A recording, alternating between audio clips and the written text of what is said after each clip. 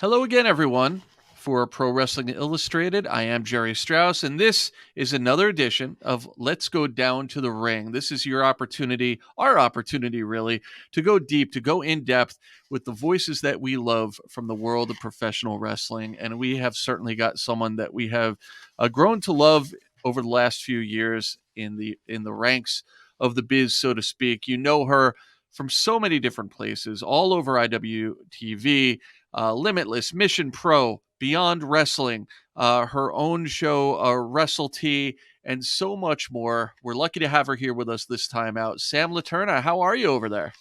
I'm well, Jerry. Thank you so much for having me on. That was quite the introduction. I can't believe I'm doing what I'm doing in the present moment. It's such a crazy, exciting time to be a part of wrestling broadcasting.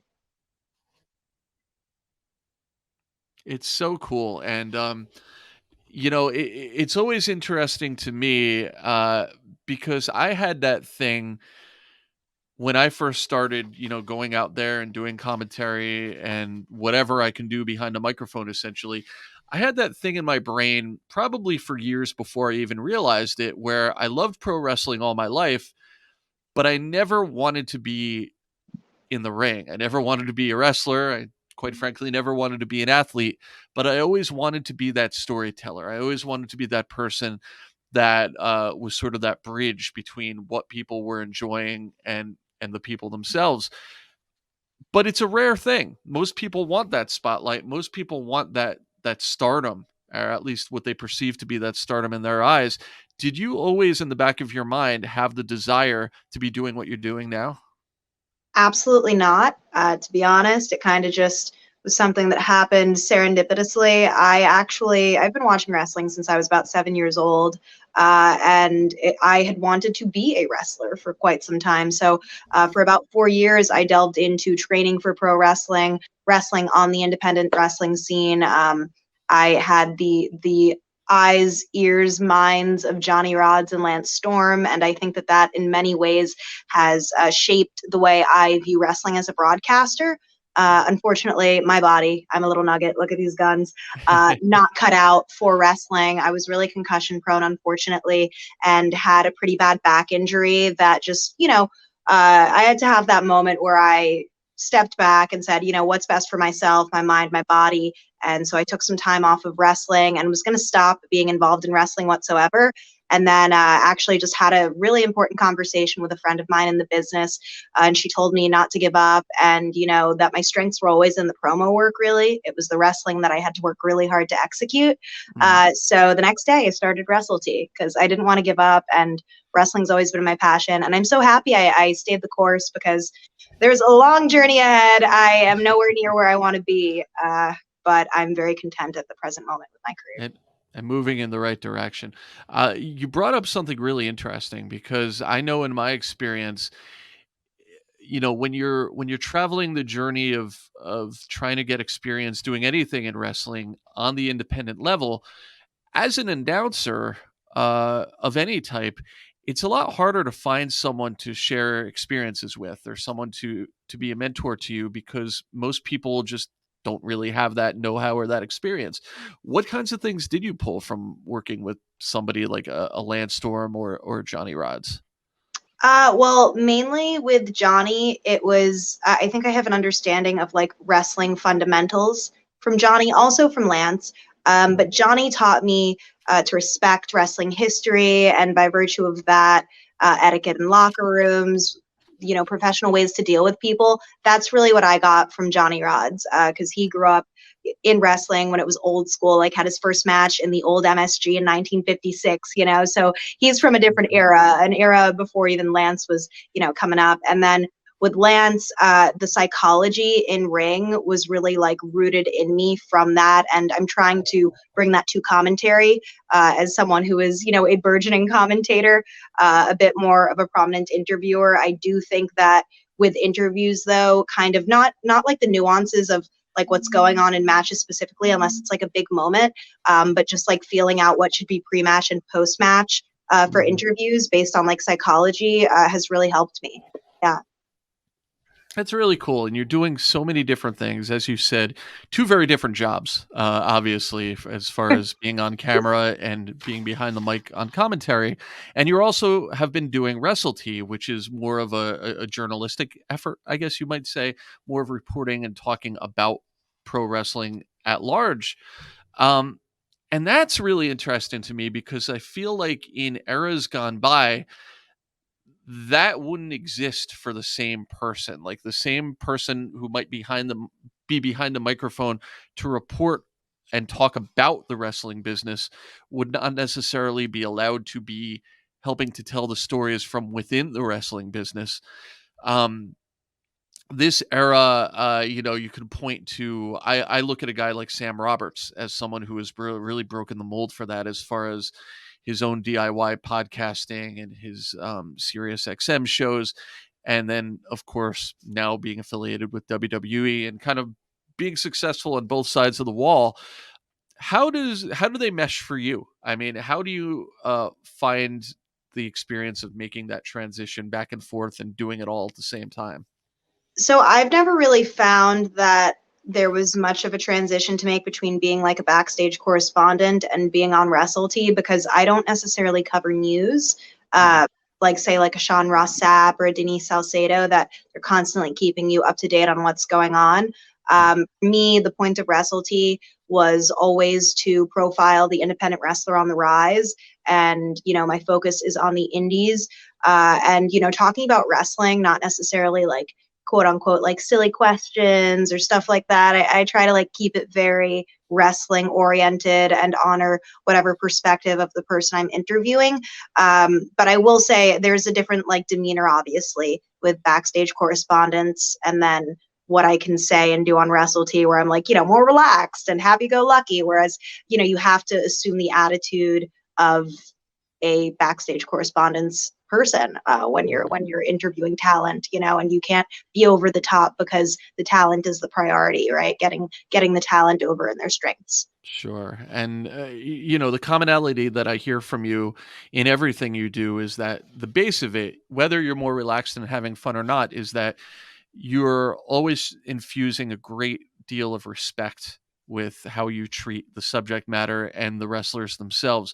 Uh, is that something that you're seeing benefits from? Do you see that being recognized and making it more possible for you to earn respect from the different places you go? Huh. Well, when I started doing this kind of approach with WrestleT before I started getting any bookings, really, it was just because this is how I wanted to do it. I looked at other interviewers, doing their thing and wanted to set myself apart in that sense.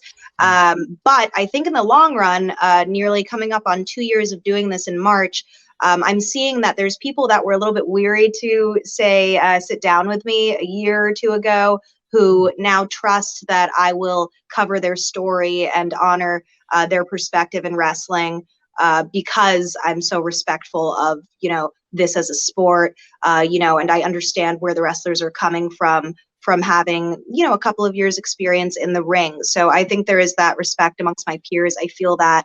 And that's great, especially with the wrestlers, because you don't want a wrestler to distrust you. Same as you don't want the fans to distrust you. We are the narrators, right? So I need to be a trusted narrator, so I get all the tea. And it's wild. It's like wildfire, right? Like that distrust can spread pretty quickly, just like a good reputation can, I'd imagine. Yes, definitely. And I'm blessed that I just have a lot of people in my corner, a lot of people willing to offer me advice and give me a chance at their promotions. So I'm living the dream. Awesome. Who would you say are some of your influences? Whether they're people that you've taken advice from directly, or just people that you've studied and learned from, whether it's backstage interviewing or more recently doing more commentary. Whom have you been trying to learn the most from?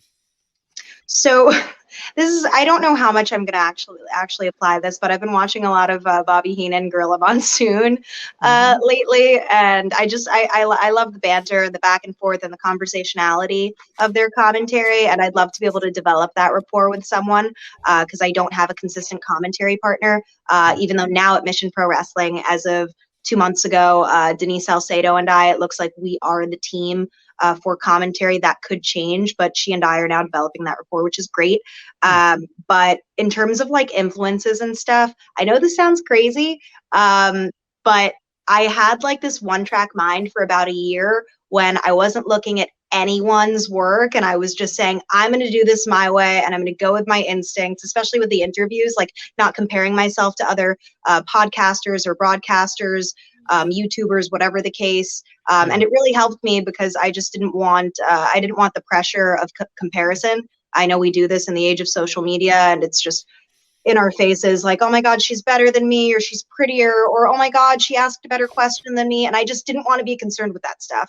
But now, as of late, I've been getting a lot of advice from Sidney Bacabella when he wants to be nice, beyond commentator, and Paul Crockett. They always lend a helping hand. Also, Dylan, his last name is slipping me right now, even though I just spoke to him this morning. But Dylan, he is one of the gentlemen who helps run IWTV. He also commentates for SUP, and he's absolutely fantastic. My favorite commentator, I must say, just because the way he handles commentary, he doesn't believe in there being like a strict play-by-play and a strict color person. He Mm. thinks that, commentary is analysis and color is analysis, so is play-by-play. So if you can just merge those and use, your wrestling brain, as he calls it, then, you're in business. I'm trying to wrap my head around all of that right now.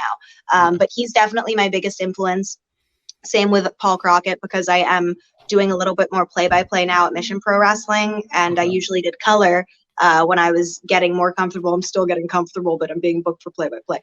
So yeah, and then I haven't really watched a whole lot of commentators, to be honest, on like the WWE, WCW spectrum. I've just been watching a lot of indie commentators. Yeah. No, that's really Yeah. smart. And, Paul, I mean, I could speak from experience. I guess I'm kind of in and out, part-time part of the broadcast booth for Northeast Wrestling, and I work with Paul when I'm there, and he's Oh, cool. phenomenal. I mean, Yes, he's the man. So he that's is. an education just working and sitting next to him. But your tactic as far as kind of ignoring a lot of what's out there and just kind of focusing on developing your own voice seems so brilliant to me, because I know in my years there's certainly been times where I will say something on commentary and think to myself, my God, that was brilliant. That was just like, I just hit this awesome line. And then 3 weeks later, I'll be watching some old wrestling and I'll realize where I'd heard it from. I stole it and I didn't even realize it. So it's a Yeah. good way to make sure that you're not just aping somebody or just mimicking what you love and it's buried in your brain somewhere. I think that's a strategy that pays off in the end. What I like to do over the years is listen to myself and just root out all the horrible habits that I have. I don't know if you Oh. put yourself through that. That's torture. Yeah, what I do is if I get feedback, I read the feedback and then I watch the match back and read the feedback at the same time. So I see, where I went wrong or where I could have done better.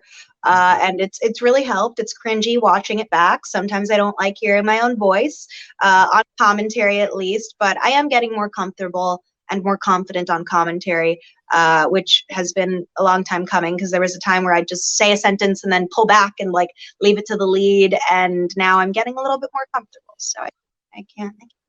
That's awesome. And clearly it's something that you've recognized that you want to do more of. So Mhm. there's a passion there that's going to lead you to get better. Along those lines, now you're part of the broadcast team, as you said, for say Mission Pro. So what does prep for a Mission Pro event look like for you? What do you do to get ready for a particular event? Well, Mission Pro is just so organized, first off, but we'll get to that. My prep that I do is usually like the week of. I start reviewing, the matches that are going to take place, and then I do like a compare contrast of the wrestlers. I have a lot of their backgrounds already. Like I have just like tons of pages of notes, so I just consolidate everything now. Mm, But I like to kind of approach it the way I approached art history when I was studying it in school. I have a BA in art history and curatorial studies, which is very academically rigorous, and you have to analyze a lot, use your brain, use your eyes.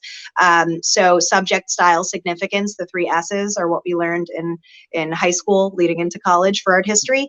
mm, So, I try and analyze wrestling in that way when I'm doing my notes. So the subject, let's say, I mean, I don't know, let's use Mark Henry, right? Subject, corporeal, right? He's a big dude. That's like a big selling point, right? Like style, heavy hitter, powerhouse. And then, I'd have like moves there maybe. And then significance, his accolades or what he's bringing to this match, what the circumstances are for the match. I don't know. That's kind of what I've been doing lately. But that's I've never heard such an academically driven approach to this. This is you're putting everybody else who has ever done this job to shame now. So no, I'm not, but maybe one day I will. um so you've been everywhere already. You've done a lot of things. What are some of the matches thus far? And I know you're new into the commentary side of things, but what are some matches that stuck out to you as being, for some reason, a standout experience for you to be behind the mic for?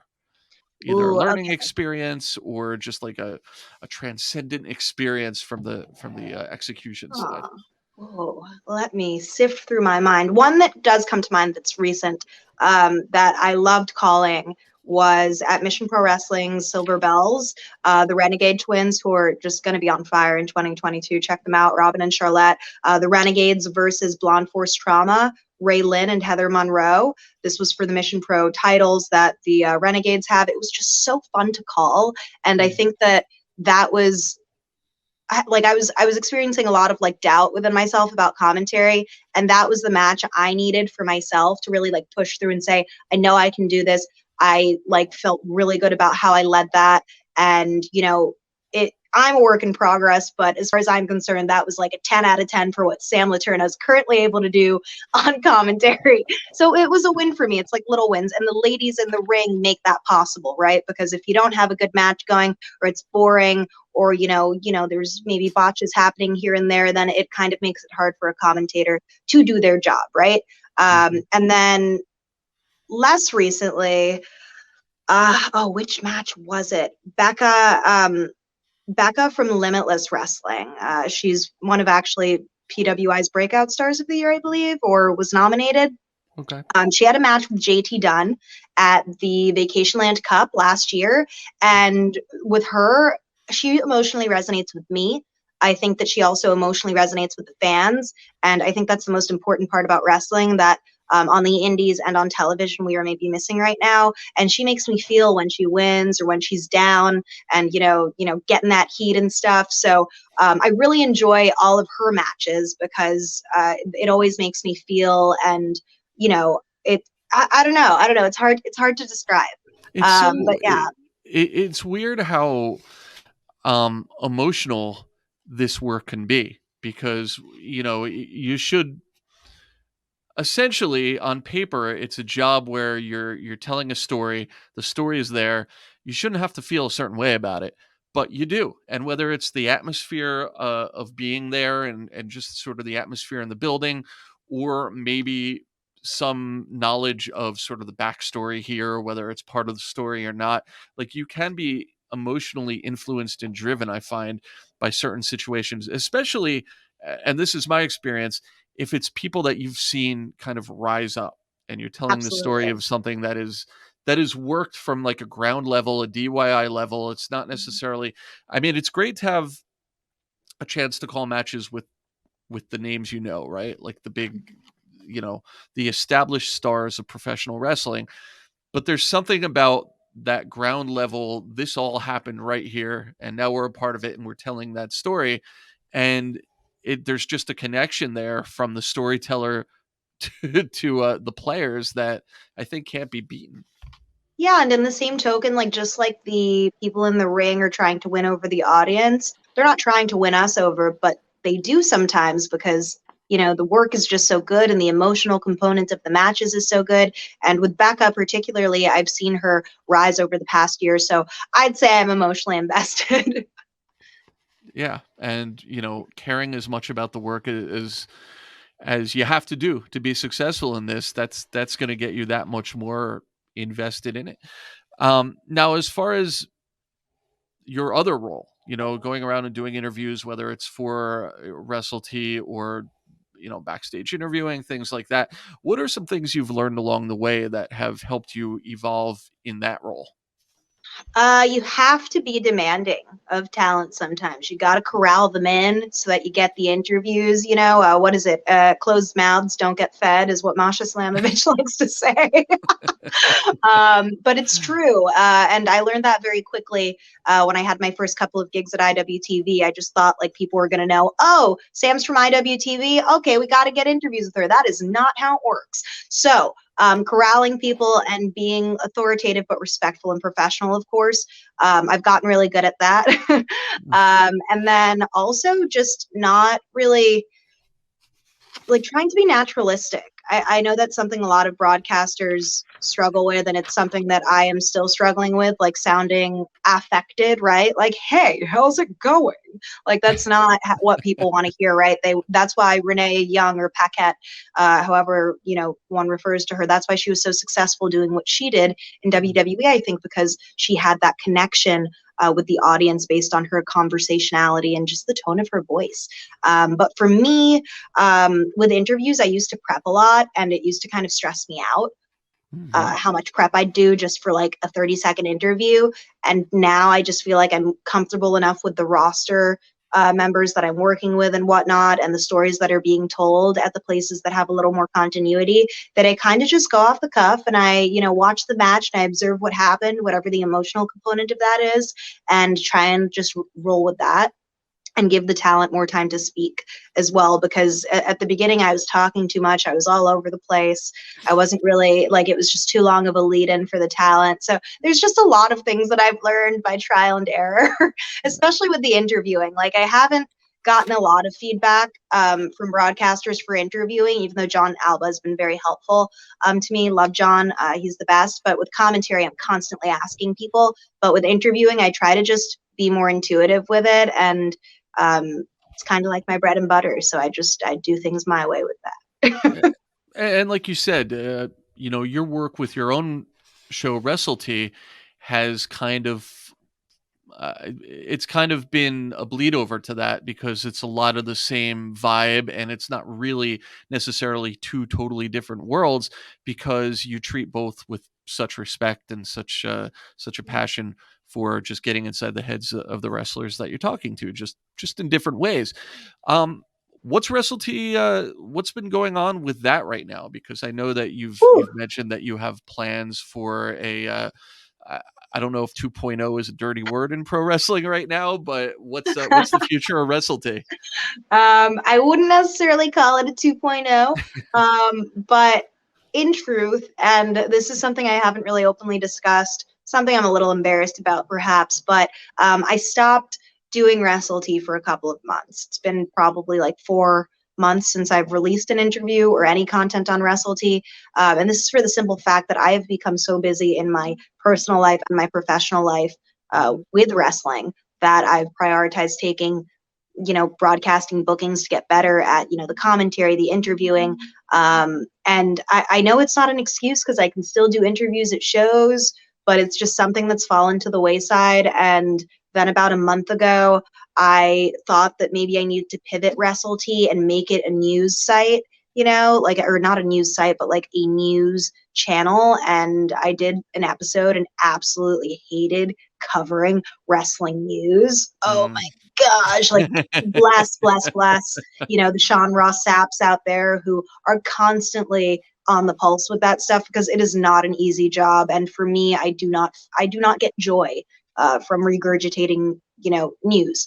Right. Just gonna be honest. And I was gonna pivot and make this, WrestleT news, and WrestleT is just gonna go back to being interviews. I have a great collaboration coming up that will soon be announced. You know what? And maybe I'll announce it here because by the time Do this it. is out, Myself and GoPro Wrestling are going to be collaborating in 2022. I'm going to be doing interviews for GoPro Wrestling, and I'm also going to be using their awesome equipment to film both their content as well as my WrestleT content. So I'm stepping up the game, better sound, better camera, and hopefully more and more talent. And just the way I put content out is going to be a little bit more short format. But yeah, look out for WrestleT because there is still plenty of tea to spill in 2022. Absolutely. More than ever, I would say. And there's more of a need, more of a desire than ever to see you do everything that you do, everywhere you do it, and uh, hopefully a lot more places as well as the year rolls on. So, um, man, it's been awesome to talk to you about everything. There's just so many points to hit with you and everything that you have going on. How can people follow you? How can people reach you if you so desire? Where do you want people to go to get all the Sam Leterna they can handle? All right, I'll list everything out. Uh, So Twitter and Instagram at Sam Leterna, Leterna. Not everyone knows how to spell my name. Also, I have a Patreon if you want some cool interview bloopers, outtakes that you might not see on, your favorite promotions, social media necessarily. Some cool photos as well, of course. And then WrestleT is available on YouTube. You can even do youtube.com/WrestleT by Sam Leterna. And you can catch me at a lot of places on IWTV. So please subscribe to IWTV. Absolutely, absolutely. Great value and great talking to you. Great having you on the show. And thank you so much, man. It's only the beginning of the year, so we can't wait to see where you go next. Thank you so much, Gerry. It was lovely talking to you, and hopefully we can be at a show together one day and meet in person, maybe even commentate together. That would be Yeah, awesome. that would be awesome. That would be awesome. And guys, thank you for checking us out once again on Let's Go Down to Ringside. Make sure you keep checking out all of the YouTube offerings here on the Pro Wrestling Illustrated channel. And thanks a lot, man. We'll see you down the road. Thanks. Thanks, Sam. Thank you.